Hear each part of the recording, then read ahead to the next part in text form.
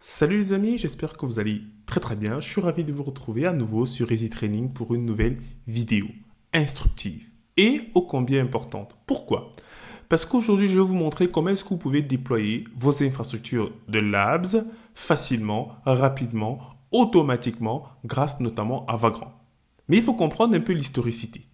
Par le passé, lorsqu'on organisait les formations, les étudiants, les apprenants utilisaient soit la plateforme Docker Labs Easy Training qui permettait d'avoir une infrastructure de son choix pendant 2 heures et après tout était supprimé, mais ça posait quelques problèmes.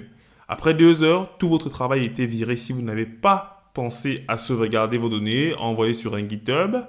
Et lorsqu'il y avait beaucoup trop d'apprenants, du coup la plateforme commençait à ralentir. Et ça posait énormément de problèmes en fait. Bon, j'ai reçu énormément de plaintes par rapport à ça. Ensuite, on a travaillé sur AWS. Donc, le but, c'était d'utiliser en fait des fichiers CloudFormation qui permettaient de décrire ce qu'on veut déployer et de lancer ensuite le déploiement sur AWS. Mais sauf que ça nécessitait les apprenants de mettre en fait leur carte bancaire et certains étaient assez frileux parce qu'après, il fallait payer des crédits sur AWS. Alors, on a tenté de trouver un consensus. Les apprenants m'ont dit, on a de bonnes machines de 4 Go de RAM, de 8 Go, pourquoi ne pas les utiliser directement? Je leur ai fait comprendre que je ne voulais pas que la complexité de déploiement soit liée, ou alors la complexité de notre formation soit liée à la mise en place des VM en fait. Non, ce n'est pas ça l'objectif de la formation. L'objectif, c'est que vous appreniez à utiliser Docker, Kubernetes, GitLab. Donc, en faisant mes recherches, je suis tombé sur Vagrant, qui existe depuis de nombreuses années, mais je ne m'étais jamais vraiment intéressé sur le sujet. Donc, j'ai regardé l'outil et j'ai dit, waouh, c'est super. Les apprenants vont pouvoir déployer des machines virtuelles et l'installation des applications se feront de façon automatique. Du coup, ils iront directement pratiquer parce que c'est ce qui m'intéresse moi. Comment faire pour que les apprenants n'aient pas à gérer l'infrastructure sous-jacente quand ce n'est pas ça le but de la formation? Parce que le but concret de nos formations DevOps n'est pas à apprendre à déployer des VM. Non, c'est d'avoir une VM avec Docker et mettre en place ensuite les applications. Donc je vous donne déjà l'infrastructure et je vous demande ensuite, faites-moi les tâches de haut niveau, c'est-à-dire déploiement d'une application, Nginx, Web App, tout ce que vous imaginez, WordPress, etc. C'est là où se trouve la difficulté et pas sur le déploiement de VM qui sont des problématiques d'administration système qui ne nous concernent pas pour l'instant. Donc, j'ai mis à jour le repository qui s'appelle Cursus DevOps qui est dans mon repo GitHub et je vais vous montrer comment est-ce qu'il s'articule. Alors, pour ceux qui ont déjà eu l'occasion de voir mes formations, vous avez vu que j'utilise énormément ce repository ici. Et j'ai rajouté un dossier qui s'appelle Vagrant.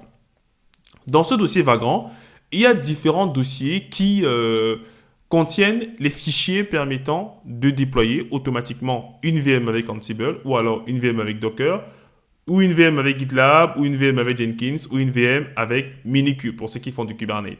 Je rajouterai au fur et à mesure des stacks sur différents outils. Par exemple, un cluster Kubernetes avec master et worker. Voilà. Donc j'ai pas mal de stacks sur lesquels je suis en train de réfléchir et vous avez les étapes pour les utiliser. Malgré ces étapes, j'ai encore jugé nécessaire de faire une vidéo parce qu'il y a souvent des gens qui ont un peu de mal. Ils ont besoin de voir vraiment un truc concret. Voilà. Donc, je vais vous montrer les étapes pour pouvoir déployer Docker par exemple. Donc une VM avec Docker. Tout compris. Dans un premier temps, il vous faut installer deux choses.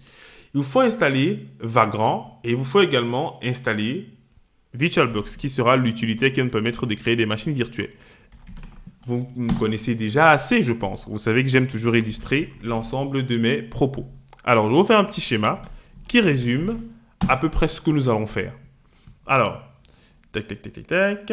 Si bien sûr mon outil de dessin daigne venir. Le fameux Epic Pen. Bien. Donc, vous avez en fait votre machine physique ici. Ça peut être soit du Windows, soit un Mac, soit un Linux.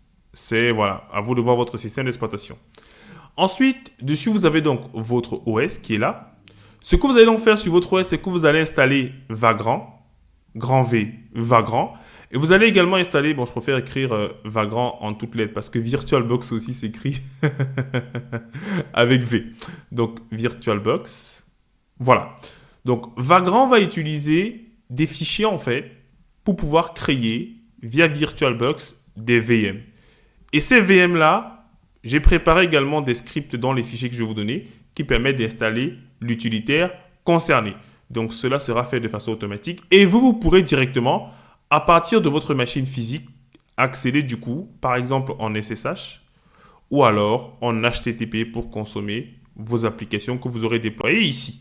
Donc, vous aurez en fait des machines avec directement les utilitaires qui vont bien. Ceci présenté, vous avez également dans la doc les deux liens qui permettent d'aller télécharger VirtualBox et Vagrant en fonction de votre système d'exploitation. Vous avez un bouton ici qui est le download. Et dans ce download-là, vous avez différentes OS en fonction du nombre de bits de votre processeur. Et également au niveau du VirtualBox, vous avez différents OS qui sont supportés. Voilà, OS X, donc Mac, Windows, Linux, Solaris. Donc, moi, j'ai déjà téléchargé et installé. À vous de faire de même. Lorsque c'est fait, on va venir récupérer notre repository. Donc, moi, pour cette démo, je vais utiliser du coup Took. Je vais utiliser ma console PowerShell parce que je l'avais déjà ouvert. Je préfère refaire à nouveau. Tac, je vais zoomer pour que vous puissiez mieux voir. Je vais être sûr que je n'ai pas le dossier, donc il était déjà présent. Je vais le virer. Donc, oui, pour tout.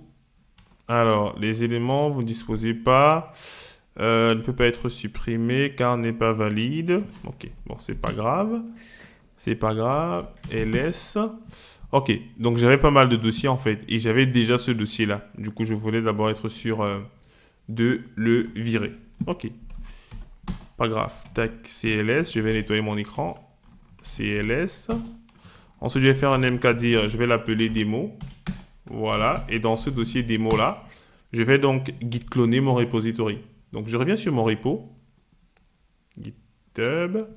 Je fais un git clone. Voilà, je récupère le repository. Et lorsqu'il est téléchargé, je vais aller dans le dossier. Tac, cursus. Je vais aller dans le dossier Vagrant. Voilà. Et je vais aller dans le dossier de la stack qui m'intéresse, c'est-à-dire Docker. Et tout ce que je vais avoir à faire, donc je vais faire un ls déjà. À chaque fois dans les dossiers, vous allez trouver un fichier Vagrant File qui permet de décrire l'infrastructure qui sera déployée. Donc, si je vais dans Vagrant, Docker, vous allez voir que j'ai ici un fichier qui décrit tout simplement ce qu'il y a à faire. Vous avez le droit de modifier la RAM, le CPU en fonction des ressources disponibles sur votre machine. Mais attention aux autres éléments que vous allez souhaiter modifier. Bien attention.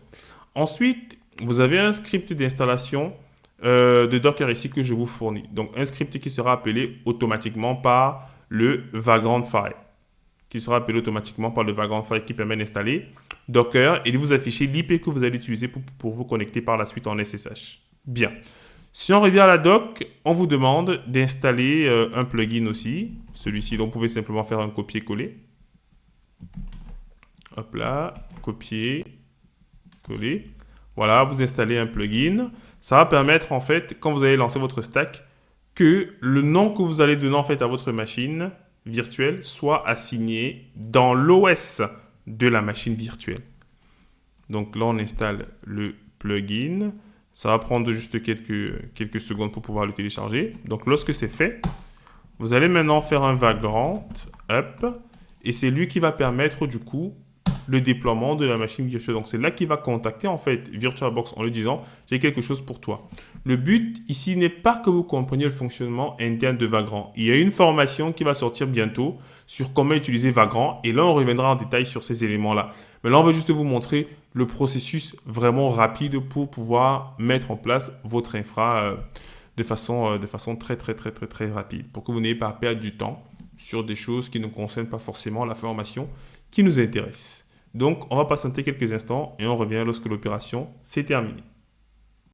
Après avoir patienté quelques instants, les amis, on a la ligne de commande qui se termine avec succès. Le but de cette vidéo n'est pas de vous expliquer chaque ligne qui sont affichées à l'écran. Non, c'est juste que vous compreniez qu'il y a une machine virtuelle qui a été déployée dans VirtualBox et qui porte le nom Docker et où Docker a été installé via le script que j'ai fourni. C'est tout.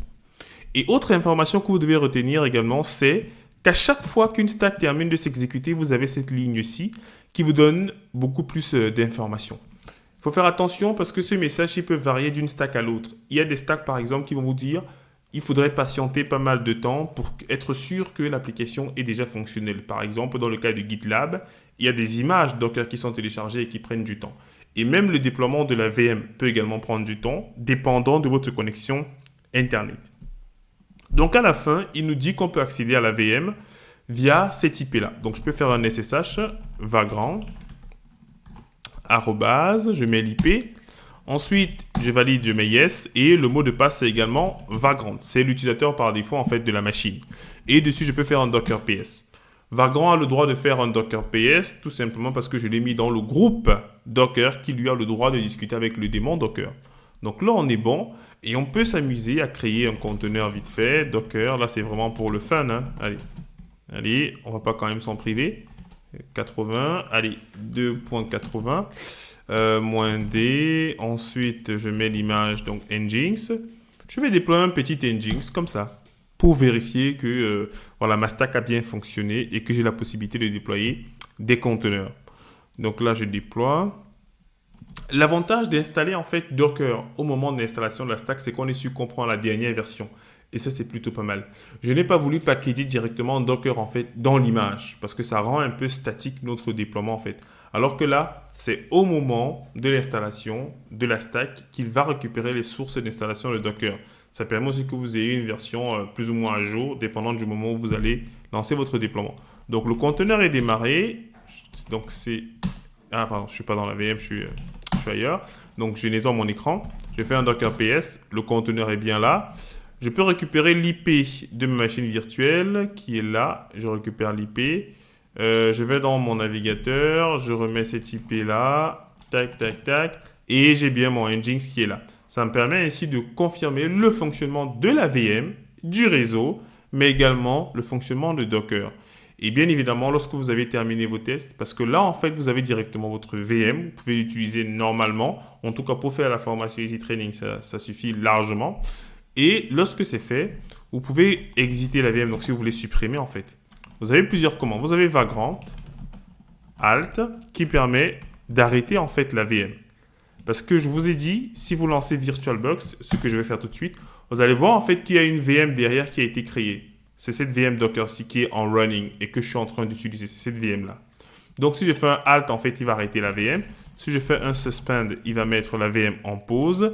Et si je fais un Destroy, du coup, il va supprimer la VM. Donc, ce que je vais faire tout de suite, si vous n'avez plus rien à faire avec la VM, vous la supprimez. Si vous allez encore travailler avec la VM le lendemain, vous faites juste un pause, voilà, etc. Donc, en fait, un Alt ou un Suspend, ça dépend vraiment de vous. Mais là, j'ai lancé une suppression parce que je voulais virer complètement. Donc, il me demande de confirmer parce que c'est une opération qui va faire partie de tout le travail que j'ai fait sur la VM en question. Donc, à chaque fois que vous allez terminer de lancer une stack, regardez toujours les dernières lignes parce que c'est là où j'ai en fait mis le message qui vous expliquera un peu la suite des événements en vous donnant l'IP et quelques instructions peut-être pour lancer l'application comme dans le cas de Kubernetes, de Minikube, où en fait il faut se connecter en SSH dans la VM et ensuite faire un Minikube start. Mais voilà pour le schéma global et dans la documentation, je vous donne également ces informations-là en fait. Mais je préférais quand même faire une vidéo parce que c'est toujours plus explicite pour ceux qui ne comprennent pas toujours ce qui a été écrit via la documentation. Alors les amis, vous avez peut-être vu le nouveau setup, donc n'hésitez pas à me laisser vos avis en commentaire pour me dire un peu voilà ce que vous pensez du nouveau micro, la nouvelle caméra, les lumières. Bon, le fond, on va un peu voir comment le modéliser. Si vous avez des idées, n'hésitez pas également à me les laisser en commentaire. Le but, c'est de vous fournir une expérience unique quand vous allez regarder les vidéos sur Easy Training. C'était Diran Tafen, votre formateur passionné. Portez-vous très très bien et à très bientôt.